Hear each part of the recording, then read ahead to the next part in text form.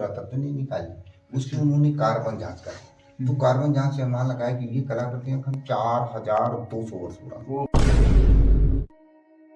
ये सभ्यताएं प्रमाणित करती हैं कि नहीं प्राचीन समय में यहाँ से सरस्वती नदी निकलती थी। इतिहास में जब आप हड़प्पा सभ्यता पढ़ेंगे तो बिल्कुल सेम टू सेम यही फोटो मिलेगी। पशुपतिनाथ के ऊपर भगवान विष्णु विराजमान है। ये आप पूरे भारतवर्ष में सर्च कर लेंगे, इस तरह की मूर्ति आपको कहीं देखने को नहीं मिलेगी। ये आप बाहर से देखेंगे तो मंदिर आपको भारी, हाँ भारी, भीतर थोड़ी सी जगह। हाँ ये इस तो मंदिर की दीवारों की मोटाई 14 फीट। इस पत्थर में नमी आ गई तो इससे मालूम हो जाता है कि नहीं बादल आ सकते हैं, बूंदें गिर सकती हैं, और यदि इसमें जो है बूंद बन गया तो फिर ज्यादा पानी। ये जो सिंधु घाटी हड़प्पा सभ्यताएं हैं ये आज पाकिस्तान में चली गई। ये हमारे यहाँ सौभाग्य है कि हमारे बच्चों को हकीकत में यहाँ देखने को मिल गया। ये पहले मेन जगन्नाथपुरी यही रही है।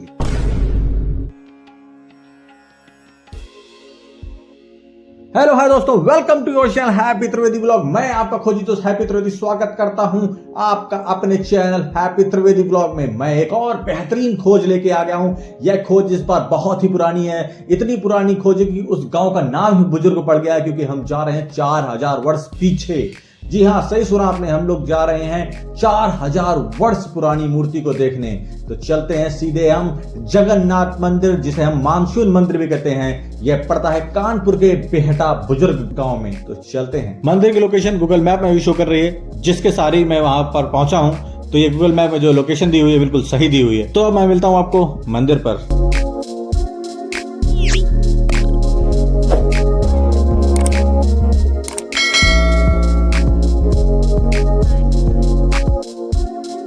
फाइनली आ चुके हैं हम जगन्नाथ मंदिर। आप देख सकते हैं भारतीय पुरातत्व विभाग का बोर्ड लगा हुआ है, जिससे साबित होता है काफी ये प्राचीन मंदिर है। और अब हम मंदिर के अंदर जाएंगे, वहां पर देखेंगे 4000 वर्ष पुरानी मूर्तियां कैसी दिखती हैं, और कानपुर को क्यों कहा जाता था भारत का मैनचेस्टर।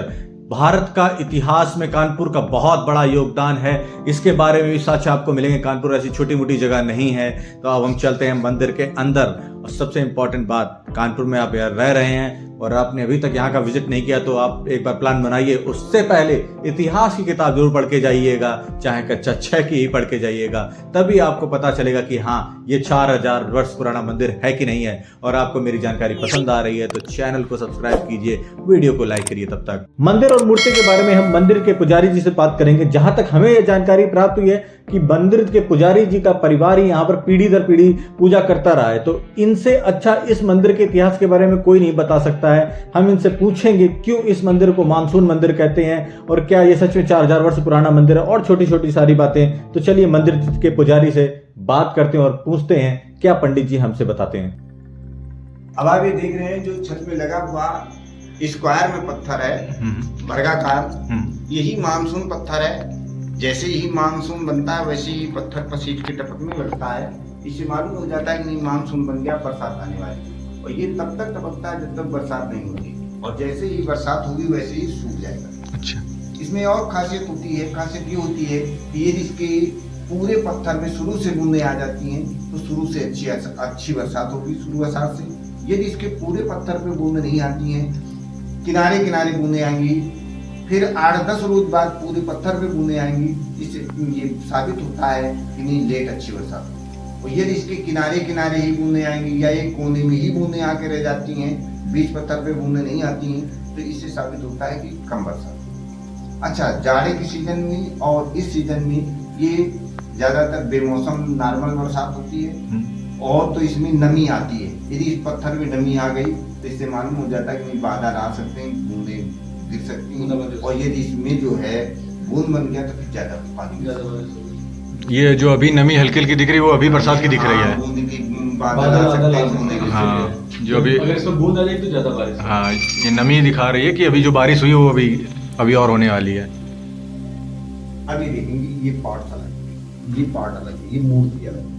इस मूर्ति के पीछे एक लकड़ी लगी, एक लकड़ी जैसे पुरातत्व ने निकाली, उसकी उन्होंने कार्बन जांच करी। तो कार्बन जांच से अनुमान लगाया कि ये कलाकृतियां 4200 वर्ष पुरानी।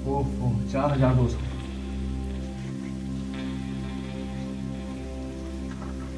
ये पूरी मूर्ति एक ही शिला से बनी है। अब बता नहीं अलग पॉट दिखाएं, ये पॉट अलग है, ये पॉट अलग है, मूर्ति अलग है। एक मूर्ति एक पत्थर में ये ये मूर्ति एक है पत्थर। हाँ ये चक्कर ये है कि अब आप देखेंगे, हाँ देखेंगे कि 4000 वर्ष पुराना कोई भी स्थान आपको जीवंत नहीं देगा, लेकिन ये 4000 वर्ष पुराना स्थान जीवंत क्यों? कारण ये प्राचीन समय में बहुत प्रसिद्ध स्थान रहा।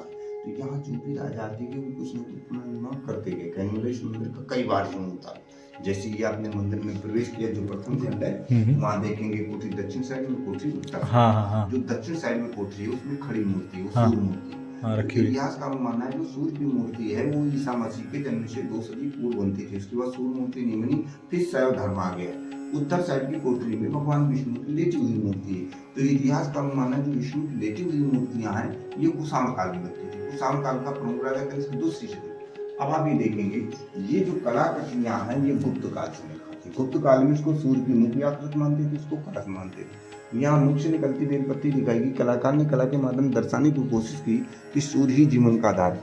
अब आप इधर देखिए, ये जो आकृति है ये आकृति मौर्य वंश के जमाने की जो सिक्के मिलते उसमें आकृति मिलती है। इसके मतलब चंद्रगुप्त मौर्य के समय का मतलब। अब आप एक बात मार करेंगे कि कुषाण वंश, मौर्य वंश, गुप्त वंश ये सभी चक्रवर्ती राजा हुए। वही चक्रवर्ती राजाओं ने यहीं पे आके काम क्यों कराया?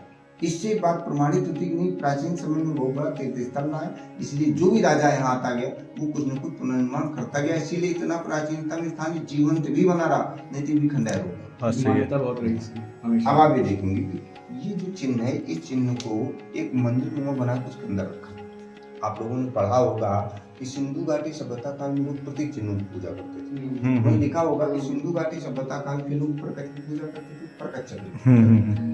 और वही लिखा होगा कि सिंधु घाटी सभ्यता संसार से प्राचीन। अब हम बताते हैं इसकी पूजा क्यों करते हैं। हमारे यहाँ मूर्ति प्रतिष्ठा सिद्धांत के अंतर्गत जब हम भगवान विष्णु की मूर्ति स्थापित करते हैं तो स्थापित करने से पहले हम नीचे का सिरा बनाते हैं। इस नीचे के सिरे को हम पिंडी अथवा प्रकट बोलते हैं। प्रकट के 3 गुण होते हैं, सत्य, रज, तप। ये हुई विधि, इसको आसन बोलते हैं। ये नीचे के चित्र को प्रकट, इस प्रकट के बीचों बीच बनाए गए ये प्रकट चक्र है। ये चलता रहता है, विकास, विकास के बाद विनाश। अब ये देखेंगे प्रकट ये जो है प्रकट चक्र है, तो इसको गोला बनाना चाहिए, गोला नहीं बनाया, फूल बना दिया। फूल को कलाकार ने कला के माध्यम से यहाँ दर्शाने की कोशिश की कि ये जो प्रकृति है, इस प्रकृति की जो मुख्य देवी है वो योग माया लक्ष्मी जी। यहाँ लक्ष्मी जी का चक्र चल रहा है, सब लोग माया के पीछे दौड़ रहे हैं और लक्ष्मी जी को पसंद क्या है? कमल। इसीलिए कमल का चिन्ह बना करके इस प्रकृति के बीचों बीच में बनाया गया। इसे दर्शाया गया कि जो प्रकृति की जो मुख्य देवी है वो योग माया लक्ष्मी जी, अर्थात कमल के चिन्ह से लक्ष्मी जी की पूजा को यहाँ प्रतीकात्मक किया गया। अब वो अंग्रेजों ने लिख तो दिया कि सिंधु घाटी सभ्यता काल के लोग प्रतीक चिन्हों की पूजा करते थे, लेकिन वहां ये नहीं दर्शाया गया कि प्रतीक चिन्ह में किसकी पूजा करते थे। अब आप ये देखेंगे इधर इसमें भगवान विष्णु के पूरे अवतार हैं। ये नर नारायण अवतार, वराह अवतार, मत्स्य अवतार, वामन अवतार, रामचंद्र जी का अवतार, नारद मुनि का अवतार। इधर साइड में देखेंगे, इधर ऊपर ये घोड़े में सवार कलयुग में होना कल्कि अवतार की हल लिए बलराम जी का अवतार, ये फरसा लिए परशुराम जी का अवतार, ये नरसिंह अवतार। ये 2 लोग मथानी लिए खड़े समुद्र मंथन के टाइम भगवान विष्णु ने कच्छप रूप धारण। अब आप ये देखेंगे जो नीचे का सिरा है, ये ऊपर मोहिनी अवतार है क्या? हाँ ये हाँ। अब ये देखेंगे इधर ये जो नीचे का सिरा है ये शिवर के टाइम जिस शिव मूर्ति में जलाधार होता है उत्तर। अब आप मूर्ति के ऊपर देखेंगे वो जो सिंहासन बना हुआ है ऊपर बैठी हुई मूर्ति, हाँ बैठी हुई मूर्ति वो ब्रह्मा जी, ये विष्णु। नीचे के सिरा शिवर के टाइम महेश, ब्रह्मा विष्णु महेश। कहने तात्पर्य हुआ सृजन पालन संहार, ये तीनों अधिकार जब भगवान विष्णु को मिले तभी जगत के नाथ जगन्नाथ पैदा। इस संसार में पहले एक ही नाथ थे, शिव जी ही विश्वनाथ कहलाते थे।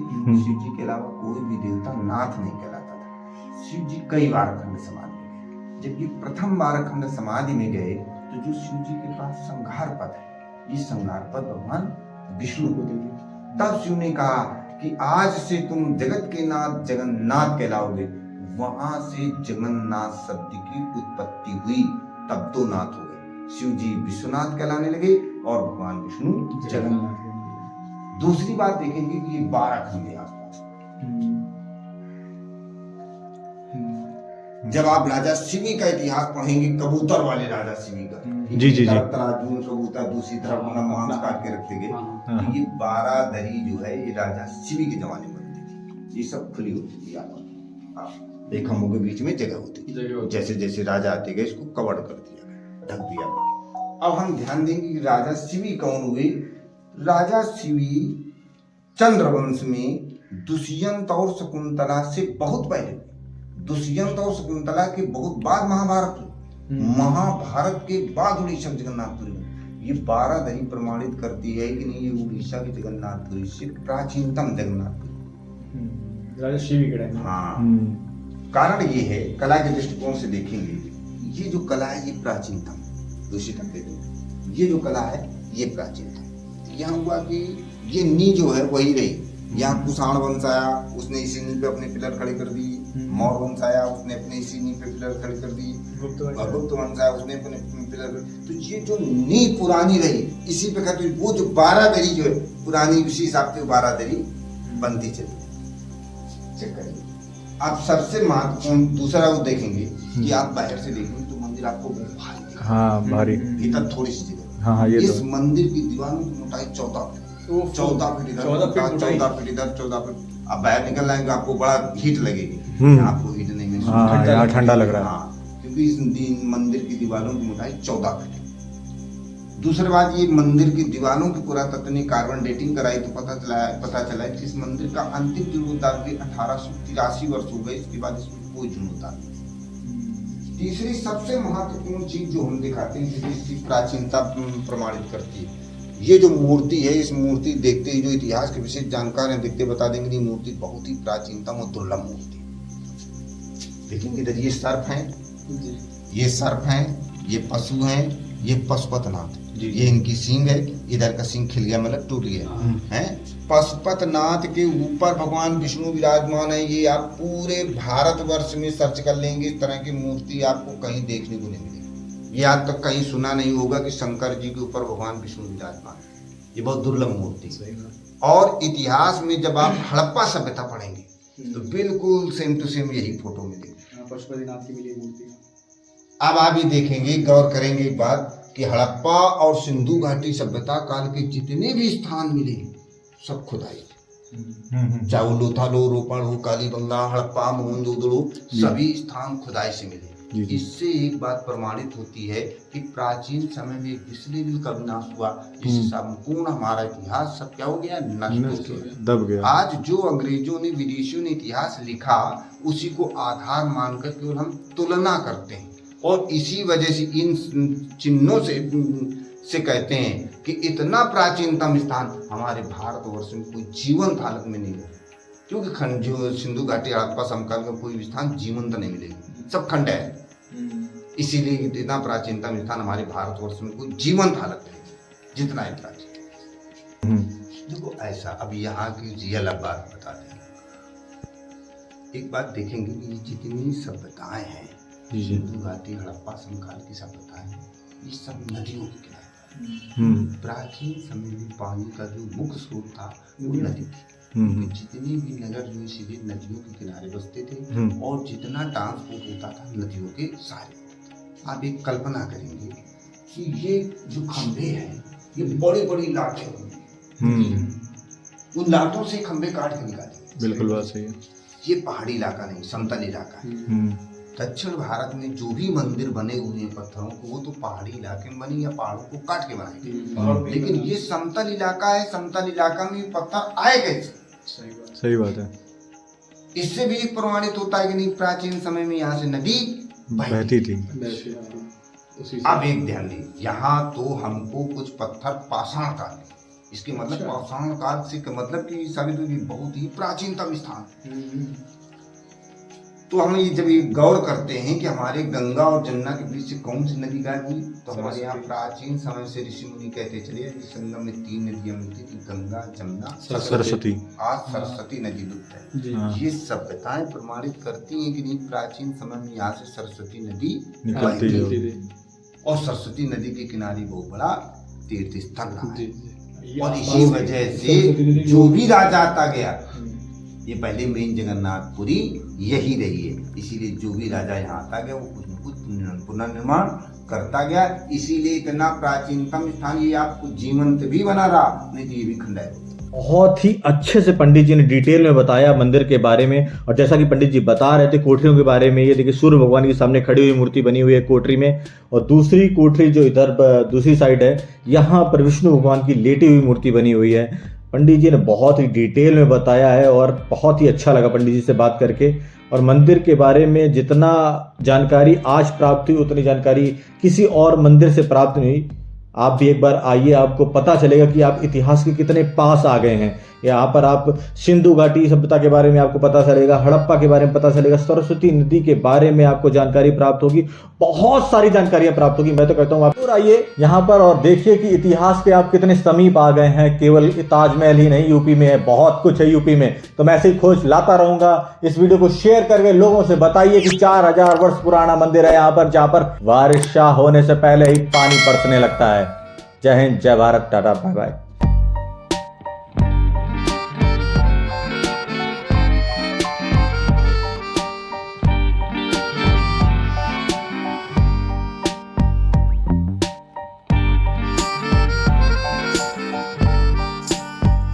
Want more this type video? Please subscribe my channel and like this video and share. Thank you.